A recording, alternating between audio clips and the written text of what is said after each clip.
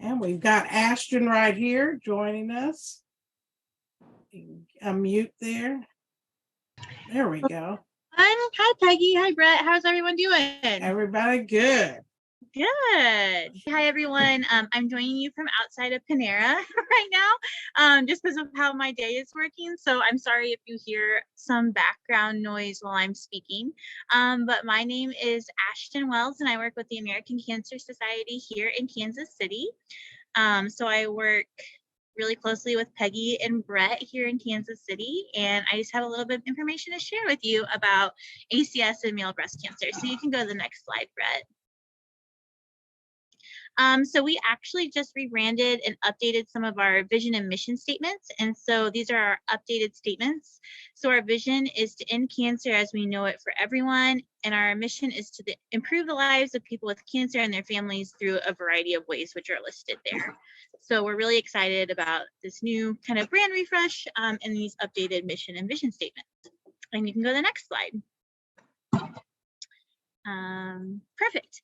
So this is just kind of an overview of the ways the American Cancer Society works.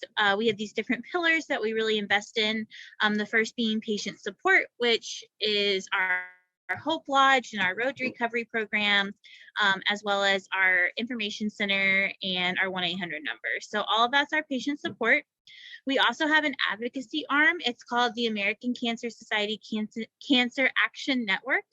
This is a group of individuals who, staff members who lobby with lawmakers on behalf of cancer patients. The pre-existing condition clause is a great example of the work we do. That clause in the Affordable Care Act was because of the work of ACS CAN. And we're always looking for people to join that advocacy network because it's the stories of cancer patients that we know make a huge difference in our lawmakers. And then advancing discovery, which is our research pillar, where we fund research grants, and we also do our own in-house research as well. So that's kind of an high-level overview of what we do. One of the things that our research pillar does is puts together every year these cancer facts and figures. These are really detailed. You can drill down to cancer type, to state, to all kinds of different things to see just kind of like the statistics for the year. So you'll see here, I put the estimated new cases for breast cancer. And as you can see at the American Cancer Society, we do break this down between men and women. So you'll see the estimated male new cases is 2,710 for 2022, with 530 perishing from the disease. So these statistics are really important because they give us a view of what's happening in the cancer community and how it's impacting people. And as you can see on our breast cancer, on cancer.org, we do have a whole page on breast cancer in men with lots of different information. If you were to click on these different things, it drills down into all kinds of different information. And then also if you call our 1-800 number, we have information available there as well. And I just want to mention that on the breast cancer in women page, there's also a link that says breast cancer happens in men, and you can click on that as well. So it is represented through how we disseminate our information. Brett, if you want to go to the next slide.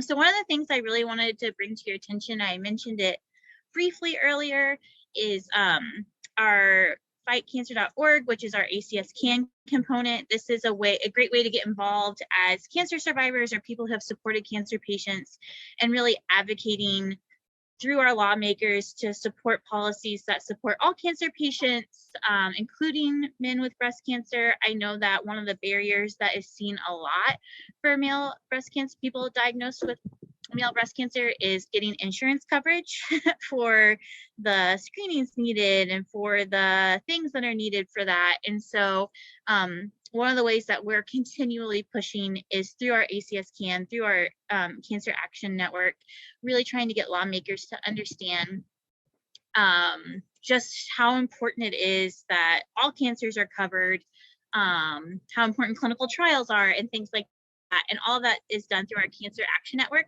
We're on the ground in all 50 states. So no matter where you live, there's an opportunity to get involved, to share your story. And you can find out more at fightcancer.org. But I just want to bring this to your attention because I know that that's an area that could make a lot of impact. We know just like from experience that the best way to hold insurance companies accountable is through federal legislation. And sometimes it's the only way to do so. And so we're constantly fighting for that. And also ACS can advocates for things like increased research funding through NIH and the National Cancer Center, and then also for local policies such as tobacco cessation, tanning cessation, increasing funding for Medicaid and Medicare and all those kinds of things. So it's a really comprehensive arm that we have, our advocacy arm, but I think it's one that not everyone knows about. So I just really wanted to make sure I shared that with you guys today. And then also Making Strides. I know that Making Strides, it just happened. I know that October is a big month for breast cancer, and I know many times it can feel like men are left out of that conversation. And I know that, you know, we have Making Strides walks across the country. I know several of you have participated in them and had varying levels of maybe feeling supported or recognized at them. So I just kind of wanted to speak for a minute about how, you know, the people who put on Making Strides were different in every city. Every city that has a Making Strides does have someone who's planning it, but we're all different and we all have varying levels of understanding of what it looks like to represent male breast cancer survivors, to put on this event in a way that's inclusive for all people. And I want to acknowledge that up front. It's something that we try really hard to do here in Kansas City, but I only have control over our Kansas City event.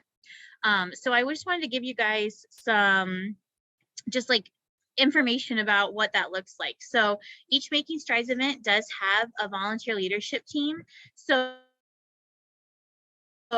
I think that that's always an opportunity to get plugged in, especially if you want to make sure that male breast cancer is represented in your community. We're always looking for volunteers for that. So that's a way to get plugged in. Also, if you don't have time to do a volunteer position, you can always reach out to the local staff and tell them your story and encourage them to remind others that men can get breast cancer. So I think that, you know, it's a great opportunity to educate. I educate as much as I can through my lens of influence at ACS, but you know, if you reach out as a survivor and you say, hey, like, I don't feel like I was represented at this event, next year it would be great to see XYZ happen. I guarantee you that's going to be met with like, oh, no way, I didn't even realize that that was something that we needed to do. We'd love to incorporate it in the next year. And so I would just encourage you to reach out to any staff, and even if you want to share your story, if you're ever interested in that, we're always looking for story collection to share through our Making Strides event and also our master brand channels. And so if you just reach out and say, hey, I want to get involved, then we'll definitely find a place for you and just continue to share this message. And then also I'm going to be sending a survey to Peggy that she's going to send out to you guys that just kind of, you know, gives us a little bit of feedback from your perspective of what we could be doing at our events to make them more inclusive and to make them feel more, a home for both male and female breast cancer survivors, because we know that that's important, and we're just going to continue pushing the best that we can. Okay, Brett, next slide. So that's just a really quick overview. I know I didn't take very much time and I was given 30 minutes, but I always encourage discussion. And the other thing I want to mention that I didn't make a slide for is we just launched at our national level, the National Breast Cancer Roundtable. This is going to be a coalition of organizations that are pushing for all kinds of advocacy in the breast cancer world.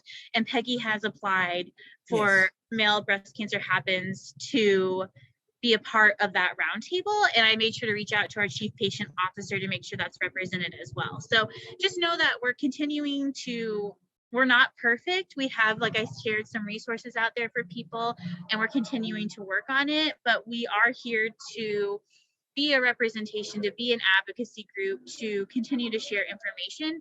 And I appreciate your patience. I appreciate your support and your feedback as we continue to work hard to be a good ally and advocate for male breast cancer as well.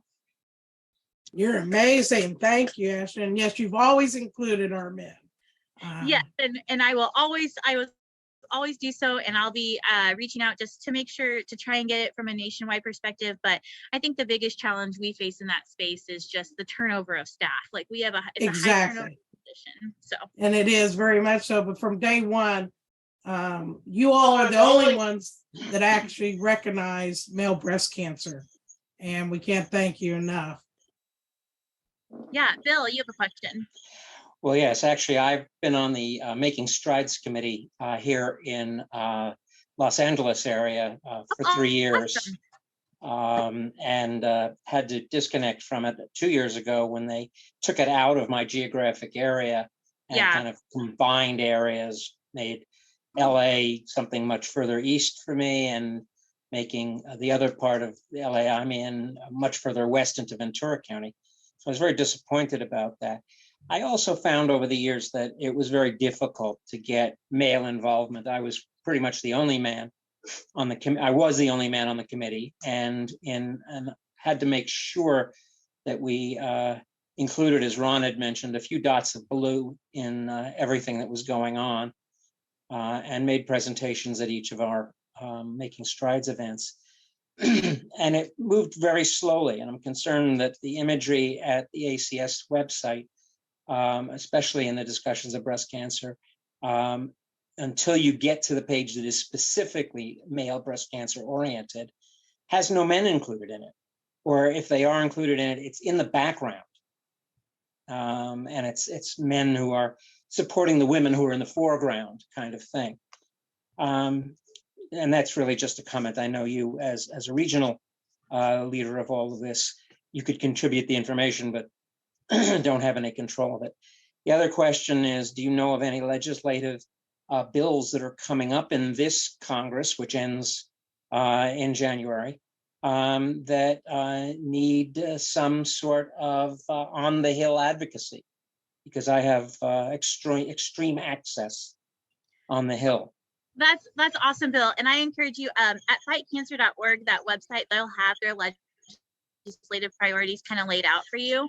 One of the things that we're working really hard on right now through Congress is the Diverse Clinical Trials Act, which is an act that's really working to increase the participation in clinical trials by people of all races and all socioeconomic statuses, because we know that's an area that kind of falls short. And so it's working on getting things reimbursed, like transportation and lodging when you participate in a clinical trial, making sure those are reimbursable expenses.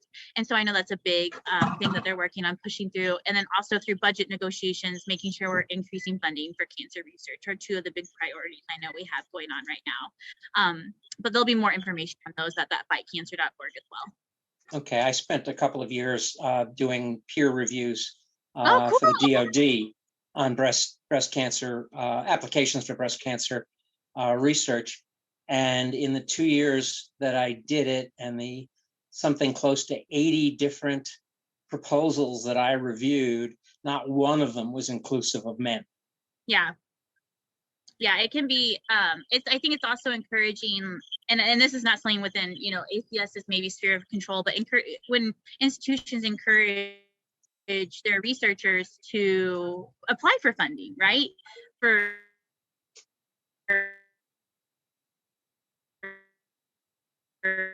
male breast cancer. And I know that last year we had a male breast cancer grant here at ACS. I can send it. The Panera connection is like not a larger doing very well. So. Yeah. There we go. I'm sorry. Ashton, yeah, the Panera connection was breaking up there as you were describing this last couple of sentences. Oh, okay. So, yeah, I guess I was just, in a summary, I was just saying that sometimes we need to encourage more funding applications for breast cancer in men, right? It depends on who's applying for that funding, and encouraging that funding.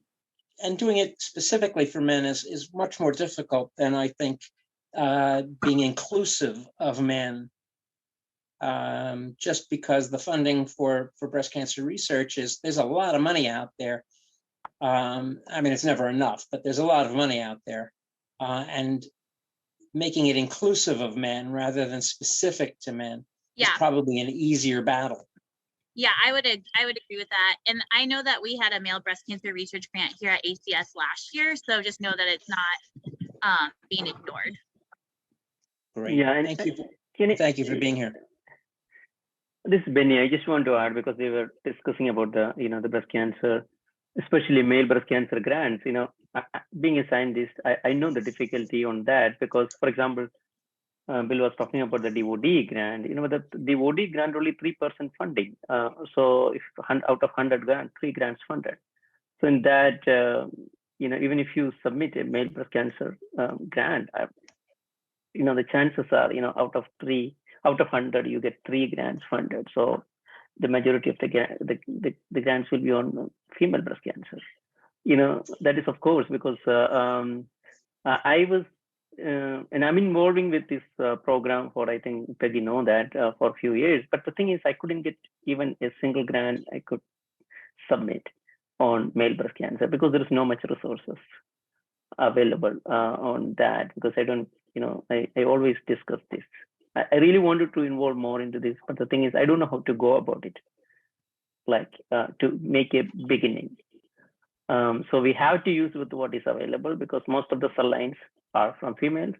And, even when we submit a grant, then if I say that I'm going to do it in a male mouse, then they will ask it's a female disease. So we need to make some start, some beginning on that. I was actually trying to, see whether I can start some research actively in male breast cancer side. But again, the funding like DOD and all, if you put a male breast cancer without a proper preliminary data, they won't get funded. So no one takes the risk. that's a reality, because it's for an investigator like me, we are running on funding, because so we need some support. Means we go for the most chance, or the whatever has the better chance.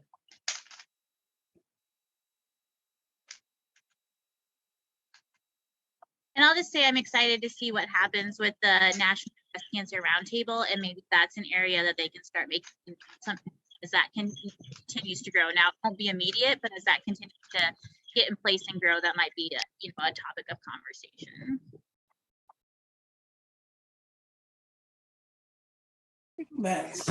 That's wonderful. And Brett, did you have something? Yeah, I just wanted to add, like my mom said before and stuff, thank you for American Cancer Society, because at the beginning, they were the only ones that kind of welcomed me with open arms when I was diagnosed. A couple of the other local ones, bigger names, but just told us that they didn't help. They didn't do anything with men at the time. I know that they've since changed, but American Cancer Society has been there from day one for us, and I am happy to do anything that they ask or need help with. I know it's been a busy October, the last couple Octobers. I got married in October, so trying to get around the walks and everything. But the Real Men Wear Pink, being a part of the first one, the first time for the first 2 years and stuff, was definitely a lot of fun. So. Well, and thank you guys for the opportunity and for reaching out, and just know that I know there's some frustrations and I completely understand them, but we're going to continue working with you and doing our best to be a good partner organization. So absolutely, so that it's we're here, all growth, even though we're not perfect. Yeah, it's all growth for everybody. It's just all we can do is just keep being loud and vocal, like my mom. So Thank you, Brett. We are. And I think I can't thank you enough, Ashton, for being here. And we will continue to work on all these projects and continue to grow. We've done a lot so far.